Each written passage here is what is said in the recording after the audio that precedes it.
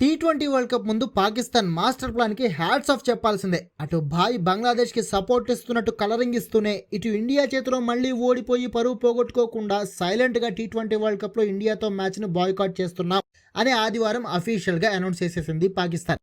కానీ ఈ అనౌన్స్మెంట్ రాగానే మరి నాలాంటి వాళ్ళు ఊరుకుంటారా? పాక్ని ట్రోల్ చేయడం మొదలెట్టారు చూడండి.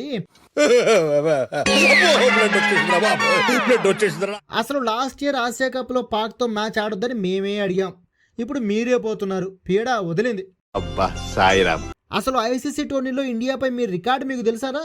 వన్డే వరల్డ్ కప్లో 8 సార్లు ఆడితే 8 సార్లు మేమే గెలిచాం.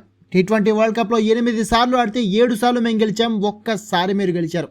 ఛాంపియన్స్ ట్రోఫీలో 6 సార్లు ఆడితే 3 మేము గెలిస్తే 3 మీరు గెలిచారు. అంటే 22 మ్యాచ్ల్లో మీరు గెలిచింది కేవలం 4 మ్యాచ్లు అంతే. అది మీ బతుకు. ఇక రీసెంట్ ఆసియా కప్లో అయితే గ్రూప్ స్టేజ్ నుంచి సెమీఫైనల్, ఫైనల్లో మొత్తం 3 సార్లు ఆడి 3 సార్లు ఓడి పరువు పోగొట్టుకున్న పాకి బతుకు మీది. అందుకే ఇప్పుడు మళ్ళీ టీ20 వరల్డ్ కప్లో కూడా ఆడి అక్కడ కూడా పరువు పోగొట్టుకోవడం ఎందుకు లేని భయపడి ఈ బాయ్కాట్ డ్రామా మొదలెట్టారు.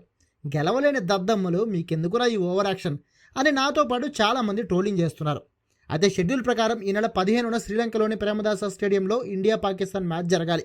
కానీ ఇప్పుడు పాక్ బాయ్కాట్తో పాటు ఐసీసీ మాట కూడా పాక్ వినకపోవడంతో ఆ మ్యాచ్ జరిగేలా లేదు. మరి పాక్ బాయ్కాట్పై మీ ఒపీనియన్ ఏంటో కామెంట్ చేసి చెప్పడం మర్చిపోకండి.